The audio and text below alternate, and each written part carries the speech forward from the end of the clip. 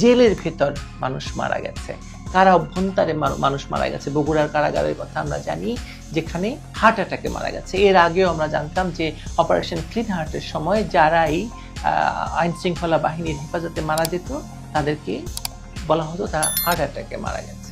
বাংলাদেশে আন্তর্জাতিক অপরাধ ট্রাইব্যুনালে এখন যে মামলাগুলো হচ্ছে তা মূলত রাজনৈতিক প্রতিপক্ষকে ঘায়েল করার জন্য এবং রাজনৈতিক প্রতিপক্ষকে শাস্তি দেওয়ার জন্য।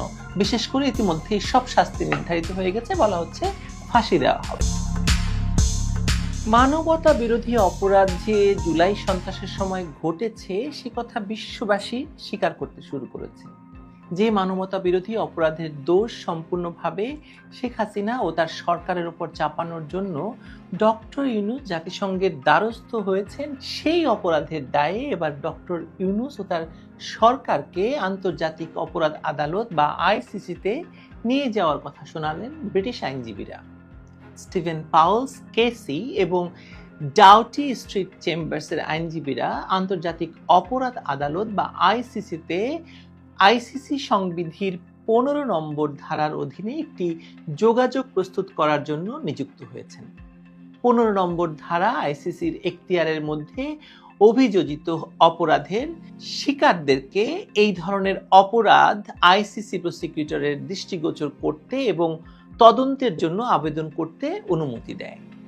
2024 সালের 8 আগস্ট ডক্টর ইউনূস বাংলাদেশে ক্ষমতা গ্রহণের পর থেকে সাংবাদিক, পুলিশ কর্মকর্তা, সংখ্যালঘু সম্প্রদায়ের সদস্য এবং পূর্ববর্তী সরকারি দল বা আওয়ামী লীগের সঙ্গে সংযুক্ত ব্যক্তিদের বিরুদ্ধে অসংখ্য অপ্রত্যাশিত এবং হিংসাত্মক ঘটনা সংঘটিত হয়েছে, আক্রমণ সংঘটিত হয়েছে।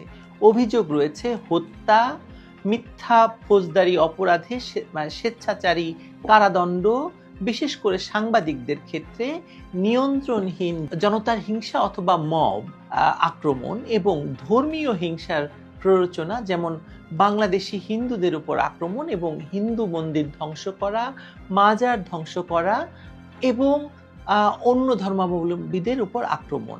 বাংলাদেশে এই অভিযোগে দায়ীদেরকে জবাবদিহি করার জন্য কোনো পদক্ষেপ আসলে এ পর্যন্ত নেওয়া হয়নি। উল্টো তাদেরকে দেশ ছাড়া করতে হয়েছে। অসংখ্য মানুষ পালিয়ে আছে। ডেভিল হান্ট নামে একটি অপারেশন করে, অপারেশনের ঘোষণা দিয়ে সারা বাংলাদেশে লক্ষ লক্ষ মানুষকে গ্রেপ্তার করা হচ্ছে।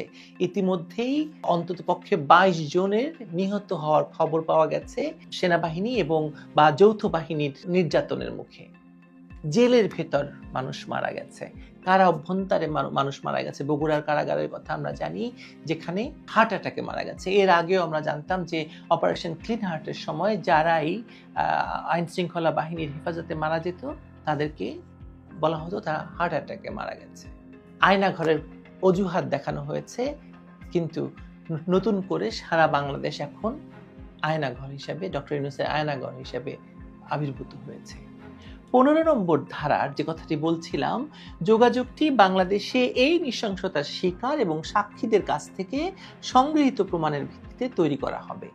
এই আক্রমণগুলোর ব্যাপকতা এবং পদ্ধতিগত প্রকৃতি ইঙ্গিত দেয় যে এগুলো সর্বোচ্চ পর্যায়ে পরিকল্পিত ছিল এবং আইসিসি সংবিধানের 7 নম্বর ধারার অধীনে হত্যা, নির্যাতন এবং কারাদণ্ড বা স্বাধীনতার গুরুতর বঞ্চনার মতো মানবতার বিরুদ্ধে অপরাধের পর্যায়ে পড়ে। স্টিভেন পাউলস কেসি বলছেন, কেউই আইনের ঊর্ধ্বে নয় এবং বা যদি আইসিসির এখতিয়ারের মধ্যে অপরাধের শিকাররা নিজ নিজ দেশে ন্যায় বিচার না পায়, তবে এই অপরাধগুলো আইসিসির দৃষ্টিগোচর করা গুরুত্বপূর্ণ, যাতে একটি জোরালো এবং নিরপেক্ষ তদন্ত হতে পারে। বাংলাদেশে আন্তর্জাতিক অপরাধ ট্রাইব্যুনালে এখন যে মামলাগুলো হচ্ছে তা মূলত রাজনৈতিক প্রতিপক্ষকে ঘায়েল করার জন্য এবং রাজনৈতিক প্রতিপক্ষকে শাস্তি দেওয়ার জন্য। বিশেষ করে ইতিমধ্যে সব শাস্তি নির্ধারিত হয়ে গেছে, বলা হচ্ছে ফাঁসি দেওয়া হবে। সেই ফাঁসি দেওয়ার কাজকর্ম শুরু হয়েছে। সেটা দেখেই হয়তো এই বিদেশি আইনজীবীদের মনে হচ্ছে যে বাংলাদেশে এর শিকার, এই যে নির্দিষ্টভাবে ফাঁসি দেওয়ার যাদেরকে কথা বলা হচ্ছে, তারা হয়তো বাংলাদেশে ন্যায় বিচার পাবে না। সে কারণেই আইসিসি দৃষ্টিগোচর করা এই গুরুত্বপূর্ণ অপরাধ সমূহের জন্য। এই অভিযোগের অনেকগুলো কেস স্টাডির সঙ্গে একটির কথা উল্লেখ করা হয়েছে, যেখানে বলা হয়েছে যে শাহিন আলম নামে একজনের ছোট ভাই, যার নাম শামীম মোল্লা, ডক্টর ইউনূস ক্ষমতা গ্রহণের পর তার অনুসারীদের দ্বারা অপহৃত এবং নিহত হয়েছেন। মিস্টার আলম বলেছেন, আমার ভাইকে একটি অর্থহীন আক্রমণে নির্মমভাবে হত্যা করা হয়েছে। সাম্প্রতিক মাসগুলোতে বাংলাদেশে আইন শৃঙ্খলাহীন অবস্থায় পুরোপুরি নিমজ্জিত হয়ে গেছে। পরিচিত সন্ত্রাসীরা জেল থেকে মুক্তি পেয়েছে এবং মৌলবাদী গোষ্ঠীর সদস্যদের ক্ষমতায় বিভিন্ন পদে বসানো হয়েছে।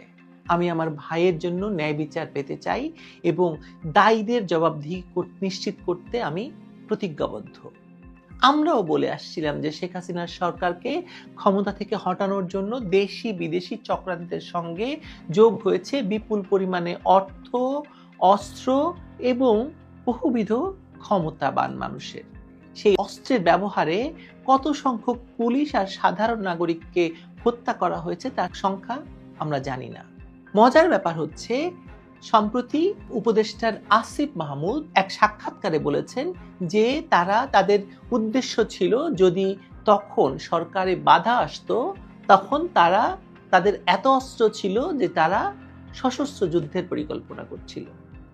অথচ দেখুন, রাতারাতি জাতিসংঘ একটি রিপোর্ট দিয়ে দিল ডক্টর ইউনূসের পক্ষ হয়ে বা ডক্টর ইউনূসের জন্য। আর ওদিকে ডক্টর ইউনূসের জুলাই সন্ত্রাসের সরকার কি করল? আইন করে এসব হত্যাকারীদের, যারা তখন পুলিশ হত্যা করেছিল, সাধারণ মানুষকে হত্যা করেছিল, স্নাইপার দিয়ে 7.62 রাইফেল দিয়ে হত্যা করা হয়েছিল, তাদেরকে দায়মুক্তি বা ইনডেমনিটি দিয়ে দিল। এই ইনডেমনিটির পিছনে কারণ কি? সেটাই হবে আইসিসির এই অভিযোগের মূল ভিত্তি। বাংলাদেশে এর আগেও ইনডেমনিটি দেওয়া হয়েছিল। কাদেরকে দেওয়া হয়েছিল আপনাদের মনে থাকবে নিশ্চয়ই। আমি দেখতে পাচ্ছি বাংলাদেশের এই জুলাই সন্ত্রাস যে বিশ্বময় গণতন্ত্রকে এক প্রশ্নের মুখোমুখি দাঁড় করিয়ে দিয়েছে, তাতে কোনো সন্দেহ নেই। আমি সেই প্রশ্নটি বলে যাই আপনাদের কাছে, কারণ বাংলাদেশে এরপর যে সরকারই আসুক না কেন, এই জুলাই সন্ত্রাসকে বৈধতা দিলে পরবর্তীতে কোনো সরকারই আর শান্তিতে দেশ চালাতে পারবে না। প্রশ্নটি হলো, রাষ্ট্র কি একটি জেগে ওঠার চর? অস্ত্র আর অর্থ আর পেশি শক্তি থাকলেই রাষ্ট্র ক্ষমতা দখল করা যায়? যেমন বরিশাল কিংবা পটুয়াখালীর কোনো একটা জায়গায় চর জাগলে মানুষ যায় চর দখল করতে? দয়া করে ভেবে দেখুন প্রশ্নটি সঙ্গত। ভালো থাকবে।